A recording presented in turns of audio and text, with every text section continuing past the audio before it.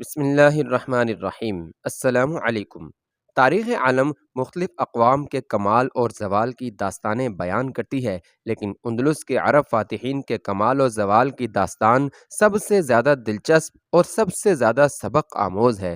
اگر وہ سورج، وہ چاند اور وہ تارے جنہوں نے تخلیق آدم سے لے کر آج تک اپنی نہ چھپنے والی آنکھوں سے ترقی یا تنزل کے راستے پر چلنے والے ہزاروں قافلے دیکھے ہیں، اپنے پہلو میں دل رکھتے ہوں، تو وہاں یقیناً اندلس کے عرب حکمرانوں کے عروج و زوال کی داستان نقش ہوگی۔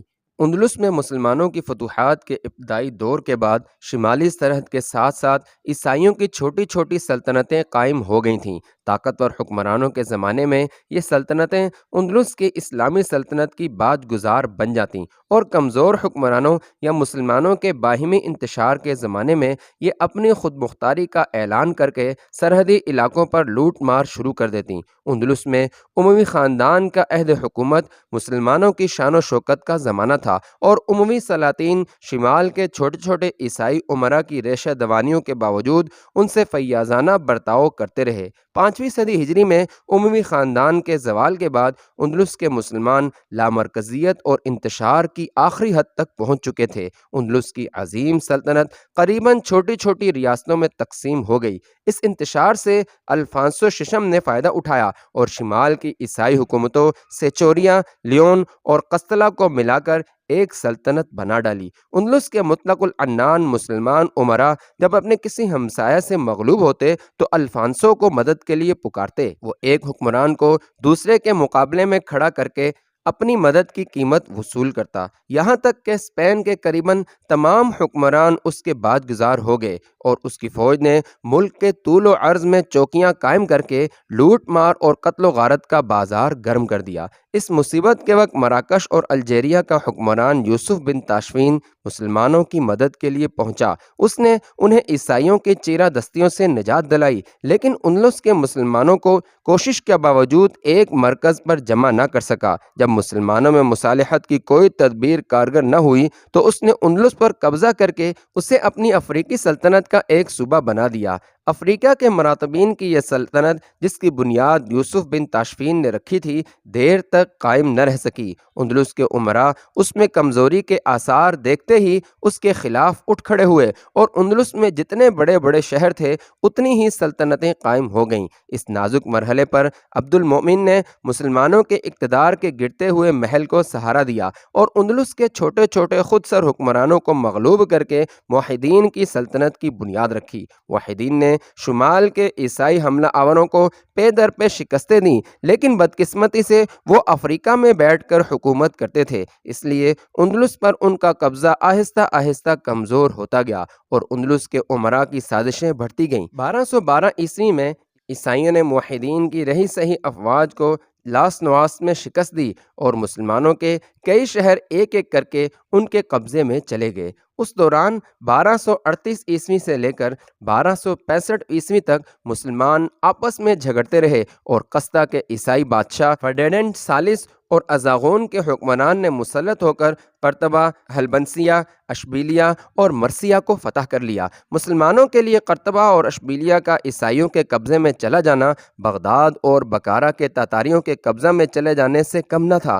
اندلس میں اب ان کا آخری حصار غرناطہ کی سلطنت تھی۔ یہ سلطنت کوہ سینا نوید اور سل کے ساحل العمریہ سے لے کر جبل الطارق تک پھیلی ہوئی تھی۔ غرناطہ میں قریباً 250 برس اور مسلمانوں کی حکومت رہی۔ مفتوحہ علاقوں کے بہت سے لوگ اسے اپنی دفاع کا آخری مورچہ سمجھ کر غرناطہ میں آ گئے، اور انہوں نے اپنی خدمات غرناطہ کے حکمرانوں کو پیش کیں، لیکن مسلمان امراء کی وہ تلوار جو بڑی سے بڑی طاقت کو خاطر میں نہ لایا کرتی تھی، اب نیام میں آ چکی تھی۔ قریباً 2.5 صدی تک غرناطہ کی سلطنت خود غرض امراء کی باہمی کشمکش اور اس کے سرحدی علاقے عیسائیوں کی لوٹ مار اور قتل و غارت کا نشانہ بنے رہے۔ بعض موقعوں پر غرناطہ کے حکمرانوں نے عیسائیوں کو شکستیں بھی دیں، لیکن غرناطہ کسی ایسی اولوالعزم شخصیت کی رہنمائی سے محروم رہا جو عیسائیوں کی طرف سے پیش آنے والے خطرات کا پورا سد باب کرتی۔ اگر کسی امیر کو عیسائیوں پر کوئی فتح حاصل ہوتی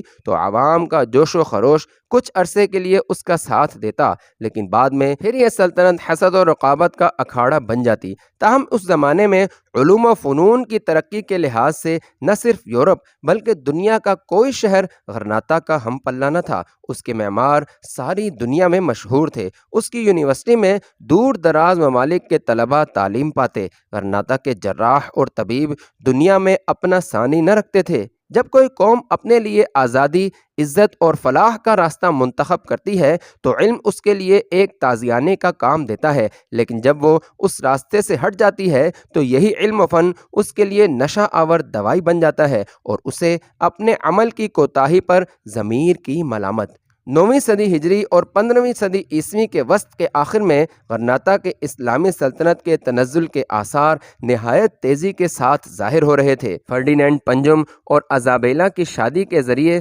دو عیسائی سلطنتوں اراغون اور استلا کا اتحاد اور مسلمانوں میں آپس کی پھوٹ اندلس میں مسلمانوں کے ٹمٹماتے ہوئے چراغ کے لیے ہوا کا آخری جھونکا ثابت ہوئی۔ بدر بن مغیرہ کو تسلطہ کے امراء اور عوام سرحدی عقاب کے نام سے یاد کرتے تھے۔ کستلا کے حملہ آور افواج کے خلاف وہ اپنی غیر متوقع کامیابیوں کی بدولت غرناطہ میں بھی اسی نام سے مشہور ہو گیا تھا۔ یہ 60 میل لمبا 40 میل چوڑا پہاڑ اور جنگل ایک مدت سے ان آزاد لوگوں کا مسکن تھا جہاں غرناطہ کے متعلق غیر جانبدار اور پڑوس کی عیسائی سلطنتوں سے برسر پیکار چلے آتے تھے۔ بدر سے پہلے اس کا باپ مغیرہ اس علاقے کا امیر تھا اور اس نے عیسائیوں کے بہت سے علاقے چھین کر اپنی مملکت میں شامل کر لیے تھے۔ کستلا کے باج گزار عیسائی امراء باہمی رقابتوں کے باعث مغیرہ کے خلاف کوئی متحد محاذ نہ بنا سکے اور اسے تیاری کا موقع ملتا رہا۔ عیسائی امراء کے محکوم مسلمانوں میں سے بعض لوگ اس کے پیغام پر لبیک کہتے ہوئے اس کے ساتھ آ ملے، لیکن اس نے ابھی تک کوئی 6000 مجاہد فراہم کیے تھے کہ نصرانی اندلس میں ایک بڑا انقلاب آیا۔ فرڈینینڈ پنجم اور ازبیلا کی شادی کے باعث شمال کی دو طاقتور عیسائی سلطنتوں کستلا اور اراغون کا اتحاد اسلامی اندلس کے لیے ایک خطرہ عظیم بن گیا۔ فرڈینینڈ کے اقتدار کے سامنے چھوٹے چھوٹے عیسائی حکمرانوں کی حیثیت معمولی سرداروں کی سی رہ گئی۔ وہ غرناطہ کی باج گزار سلطنت کے مقابلے میں مغیرہ کے چھوٹے سے آزاد علاقے کو اپنے لیے زیادہ خطرناک سمجھتا تھا۔ اسے یہ بھی احساس تھا کہ اسے یہ علاقہ فتح کرنے کے لیے اپنی فوج کا بہت بڑا حصہ قربان کرنا پڑے گا۔ مغیرہ نے آنے والے خطرات کا اندازہ کرتے ہوئے اندلس کے طول و عرض میں مجاہدین کی جماعتیں تیار کرنے کی مہم شروع کر دی۔ اس نے آزاد علاقے کی حفاظت اپنے ایک نائب کے سپرد کی اور ایک معمولی تاجر کے بھیس میں اندلس کے بڑے بڑے شہروں کا دورہ کیا۔ قرطبہ، اشبیلیہ اور دوسرے شہروں کے ان مسلمانوں نے جن کی روح غلامی کی زنجیروں میں پھڑپڑا رہی تھی اس کے ہاتھ پر جہاد کی بیعت کی اور اسے یقین دلایا کہ وقت آنے پر وہ اپنے اپنے شہر میں بغاوت کا جھنڈا بلند کر دیں گے۔ تاہم مغیرہ نے یہ محسوس کیا کہ ایک طویل عرصہ غلامی کے بعد نصرانی اندلس میں بہت کم ایسے مسلمان رہ گئے تھے جو اسلام کے لیے زندہ رہنا اور اسلام کے لیے مرنا چاہتے تھے۔ مسلمانوں کے ان کے اسلاف کے دین سے بیگانہ کرنے کے لیے جو حربے عیسائی حکمران استعمال کر چکے تھے وہ کافی حد تک کامیاب تھے اور اب فرڈینینڈ کے عہد حکومت میں انہیں مرتد بنانے کے طریقوں پر زیادہ شدت کے ساتھ عمل ہو رہا تھا۔ مسلمانوں کی درسگاہوں میں عربی زبان ممنوع قرار دے دی گئی تھی، انہیں عربی لباس پہننے کی ممانعت تھی، انہیں مجبور کیا جاتا تھا کہ وہ اپنے بچوں کو عیسائی درسگاہوں میں بھیجیں۔ تھوڑی بہت مراعات صرف ان لوگوں کے لیے تھیں جو عیسائی مذہب قبول کر چکے تھے، لیکن جو مسلمان رہنا چاہتے تھے ان کے لیے حکم تھا کہ وہ خاص قسم کا نشان لگائیں۔ بازاروں میں انہیں ذلیل کیا جاتا تھا۔ ان حالات میں کمزور لوگوں کی ایسی جماعت پیدا ہو گئی تھی جو بظاہر عیسائی مذہب قبول کر چکے تھے لیکن اپنے گھروں میں چھپ چھپ کر نمازیں پڑھتے تھے۔ اندلس کے رہے سہے مسلمانوں کے لیے سب سے بڑا خطرہ وہاں کی ایک قومی تحریک تھی۔ منافقین کی ایک جماعت نے اندلسی اور غیر اندلسی کا جھگڑا کھڑا کر دیا۔ یہ لوگ ہسپانوی نسل کے مسلمانوں کو عربی النسل مسلمان مسلمانوں کے خلاف متحد کر رہے تھے، اور نصرانی حکومت نے ان سرگرمیوں کو اپنے لیے مفید سمجھ کر ان کی حوصلہ افزائی شروع کر دی تھی۔ یہ لوگ مساجد اور چوراہوں میں عرب اور بربری مسلمانوں کے خلاف زہر اگلتے رہتے تھے۔ ان حالات میں بیشتر عرب اور بربری مراکش چلے گئے تھے اور کچھ غرناطہ میں آباد ہو گئے تھے۔ مغیرہ جب ان شہروں کا دورہ کرنے کے بعد واپس آیا تو وہ پر امید نہ تھا۔ 30 شہروں میں قریباً 4000 مسلمانوں نے اس کے ہاتھ پر جہاد کی بیعت کی تھی، تاہم وہ مایوس نہ ہوا اور اس نے عہد کیا کہ وہ اندلس کے ہر شہر میں جہاد کا پیغام پہنچائے گا۔ اسے یہ بھی احساس تھا کہ جب تک غرناطہ سے کوئی زندہ دل حکمران بغاوت کا جھنڈا بلند نہیں کرتا، اندلس کے مسلمانوں کی نشأت ثانیہ کا خواب ادھورا رہے گا۔ اس کی زندگی کی سب سے بڑی خواہش یہ تھی کہ غرناطہ کا حکمران عیسائیوں کے خلاف اعلان جہاد کرے اور وہ سرفروشوں کی جماعت کے ساتھ اس کی فوج میں شامل ہو جائے، لیکن غرناطہ کا تخت جود و غرض دعوے داروں کی رزم گاہ بنا رہا۔ ان حالات کے باوجود مغیرہ نے ہمت نہ ہاری اور وہ ہر سال بھیس بدل کر اندلس کے شہروں میں جاتا اور لوگوں کو جہاد کے لیے تیار کرتا۔ اپنی قیام گاہ میں واپس آ کر بھی وہ اپنا زیادہ وقت اندلس کے شہروں کی خفیہ جماعتوں کے نام خطوط لکھنے میں گزارتا۔ ایک دن مغیرہ جنگل کے پرانے قلعے کے ایک کمرے میں بیٹھا ہوا تھا۔ ایک سپاہی نے آ کر اطلاع دی کہ چند سپاہی سرحد سے ایک اجنبی کو گرفتار کر کے لائے ہیں۔ وہ یہ کہتا ہے کہ میں تلی تلا سے ایک ضروری پیغام لے کر آیا ہوں۔ مغیرہ کو اپنی سرگرمیوں کے سلسلے میں ابھی تک تلی تلا جانے کا موقع نہیں ملا تھا۔ اس کے اشارے پر اجنبی کو پیش کیا گیا۔ مغیرہ کے بیٹے بدر کی عمر اس وقت 14 برس تھی اور وہ اپنے باپ کے قریب بیٹھا تھا۔ اجنبی نے کمرے میں داخل ہو کر ادھر ادھر دیکھا اور کہا، میں آپ کے ساتھ تنہائی میں چند باتیں کرنا چاہتا ہوں۔ مغیرہ نے سپاہی کو باہر جانے کا اشارہ کرتے ہوئے کہا کہ ہاں کہو۔ اجنبی نے جواب طلب نگاہوں سے بدر کی طرف دیکھا تو مغیرہ نے کہا، اس کے متعلق تمہیں پریشان ہونے کی ضرورت نہیں، یہ میرا بیٹا ہے۔ اجنبی نے اپنی جیب سے ایک خط نکال کر مغیرہ کو پیش کرتے ہوئے کہا، اسے پڑھ لیجئے۔ طویل مراسلہ پڑھنے کے بعد مغیرہ سوچ میں پڑ گیا۔ اس کے کانوں میں مراسلے کے یہ آخری الفاظ گونج رہے تھے، تلی تلا میں 10,000 سرفروش آپ کے منتظر ہیں۔ میں حیران ہوں کہ آپ نے اس شہر کو اب تک کیوں نظر انداز کر رکھا ہے۔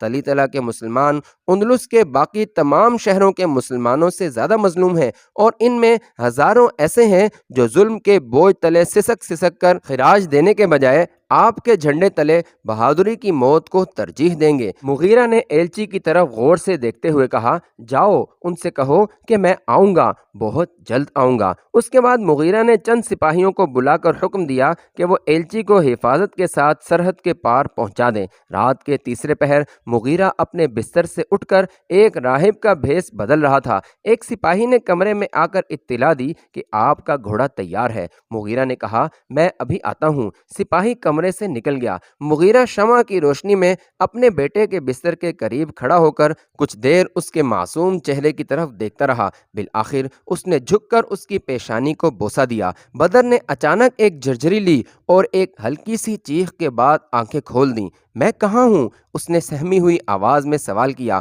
اور پھر ابا جان کہہ کر مغیرہ کے ساتھ لپٹ گیا۔ ابا جان، ابا جان، میں آپ کو تنہا نہیں جانے دوں گا، میں آپ کے ساتھ چلوں گا۔ بیٹا کیا ہوا؟ مغیرہ نے اسے اپنے سینے کے ساتھ کھینچتے ہوئے پوچھا۔ ابا جان، میں نے بہت برا خواب دیکھا ہے، کئی بھیڑیے میرا اور آپ کا تعاقب کر رہے ہیں، آپ پیچھے رہ گئے، انہوں نے آپ کو پکڑ لیا۔ میں آپ کی مدد کے لیے لوٹنا چاہتا تھا، لیکن آپ یہ کہہ رہے تھے، بدر تم بھاگ جاؤ، تم بھاگ جاؤ۔ ابا جان، آپ جانا چاہتے ہیں تو میں آپ کے ساتھ چلوں گا۔ نہیں بیٹا، مغیرہ نے مغموم لہجے میں جواب دیا۔ یہ سن کر بدر نے کہا، ابا جان، آپ نے پچھلے سال وعدہ کیا تھا کہ آپ جب غرناطہ جائیں گے تو مجھے اپنے ساتھ لے جائیں گے، لیکن بیٹا میں غرناطہ نہیں جا رہا، تلی تلا جا رہا ہوں، اور وہاں مجھے تمہارے ساتھ کئی خطرات پیش آ سکتے ہیں۔ ابا جان، میں بزدل نہیں ہوں۔ بیٹا اگر میدان جنگ میں جانا ہوتا تو میں یقیناً تمہیں اپنے ساتھ لے جاتا، لیکن تلی تلا میں میرا تنہا جانا ہی مناسب ہے، لیکن مجھے یقین ہے کہ آپ وہاں تنہا نہیں جائیں گے۔ وہ کیسے؟ میرا خواب۔ ابا جان، آپ خود کہا کرتے ہیں کہ میرے خواب جھوٹے نہیں ہوتے۔ مغیرہ نے کچھ سوچ کر جواب دیا، تم اپنے خواب کی تعبیر کیوں نہیں کرتے کہ اگر تم میرے ساتھ گئے تو ہمیں بھیڑیوں سے پالا پڑے گا؟ بدر نے کچھ سوچ کر کہا، ابا جان، آپ کب واپس آئیں گے؟ مغیرہ نے جواب دیا، میں اگلے مہینے کا چاند نکلنے سے پہلے آ جاؤں گا، لیکن اگر مجھے کسی وجہ سے دیر ہو جائے تو میرے پیچھے نہ بھاگنا۔ میری غیر حاضری میں تم اس جنگل کے نگہبان ہوگے۔ میں اپنے ساتھ یہ اطمینان لے کر جا رہا ہوں کہ تم اپنے فرائض میں کوتاہی نہیں کرو گے۔ اگر تم نے میرا پیچھا کیا تو میں یہ سمجھوں گا کہ تم نے میری حکم عدولی کی ہے۔ ایک مہینہ گزر گیا، مغیرہ واپس نہ آیا۔ چونکہ ایسے سفروں میں بعض اوقات اس کا ہفتوں کا پروگرام مہینوں میں تبدیل ہو جایا کرتا تھا، اس لیے اس کے ساتھیوں کو تشویش نہ ہوئی، لیکن بدر کی پریشانی میں آئے دن اضافہ ہوتا چلا گیا۔ اس نے مجلس شورا کے سامنے تلیتلا میں جاسوس بھیجنے کی خواہش ظاہر کی، لیکن انہوں نے کہا کہ جاسوس بھیجنے سے پہلے ہمارے لیے اس شخص کے متعلق جاننا ضروری ہے جس کی دعوت پر وہ وہاں گئے ہیں۔ بدر نے ایک الماری میں کاغذات کے انبار میں سے وہ مراسلہ تلاش کیا جس میں اس کے والد کو تلیتلا آنے کی دعوت دے دی گئی تھی، لیکن اس میں مراسلہ نگار نے اپنا نام چھپانے کی بہت سی وجوہات پیش کرنے کے بعد یہ لکھا تھا، اگر آپ اپنے حافظہ پر زور دیں تو آپ سمجھ جائیں گے کہ میں کون ہوں۔ آپ سے میری ملاقات اشبیلیہ کے قریب ایک سرائے میں ہوئی تھی۔ افسوس کہ گھوڑے پر سوار ہونے سے پہلے آپ نے مجھ پر اپنا نام ظاہر نہ کیا اور مجھے باتیں کرنے کا موقع نہ ملا، ورنہ شاید ثابت کر سکتا کہ ہمارے مقاصد مختلف نہیں۔ پیشتر اس کے کہ میں آپ سے کوئی بات کر سکتا، آپ نے گھوڑے کو ایڑ لگا دی۔ میں نے آپ کا پیچھا اس لیے نہ کیا کہ آپ کے دل میں میرے متعلق شکوک پیدا نہ ہو جائیں۔ اگر آپ تلیتلا آئیں گے تو مجھے تلاش کرنے کا طریقہ یہ ہے کہ شہر کے مشرقی دروازے سے باہر ایک سرائے ہے۔ سرائے کا مالک ایک پستہ قد آدمی ہے جس کے نچلے جبڑے کے 2 دانت ٹوٹے ہوئے ہیں۔ آپ اس سے یہ کہیں کہ آپ اپنے ایک گمنام دوست سے ملنا چاہتے ہیں، وہ آپ کو میرے پاس پہنچا دے گا۔ بیشتر اس کے کہ آپ مجھ سے ملیں، آپ کسی مقام پر اپنا نام یا مقصد ظاہر نہ کریں۔ یہ خط تسلی بخش بھی تھا اور تشویش انگیز بھی۔ تاہم بدر کے ساتھیوں نے ایک ہوشیار جاسوس کو تلیتلا بھیج دیا، لیکن اس کی واپسی سے قبل قرطبہ کی خفیہ جماعت کا ایک ایلچی آیا اور اس نے یہ المناک خبر سنائی کہ مغیرہ کو تلیتلا کے ایک چوراہے میں پھانسی دے دی گئی ہے، اور قرطبہ کی خفیہ جماعت کو اس حادثے کی خبر تلیتلا سے آنے والے چند تاجروں کی زبانی معلوم ہوئی ہے۔ چند دن کے بعد بدر کے جاسوس نے بھی واپس آ کر اس خبر کی تصدیق کر دی۔ بدر اور اس کے ساتھیوں کے استفسار پر اس نے بتایا کہ وہ اس شخص کا پتہ نہیں لگا سکا جس نے مغیرہ کو تلیتلا آنے کی دعوت دی تھی۔ جاسوس نے انہیں بتایا کہ میں نے رات کے وقت سرائے کے مالک کے سینے پر خنجر رکھ کر اسے سچ بتانے پر مجبور کیا، تو اس نے بتایا کہ وہ شہر کے کوتوال کی طرف سے اس کام پر مامور تھا۔ جاسوس کی باتوں سے بدر اور اس کے ساتھی اس نتیجے پر پہنچے کہ وہ غدار جس نے مغیرہ کو تلیتلا آنے کی دعوت دی تھی، شہر کے کوتوال یا گورنر کا اعلی کار تھا، اور سرائے کے مالک کو جنگل کا شیر پکڑنے کے لیے بھیٹ کے طور پر استعمال کیا تھا۔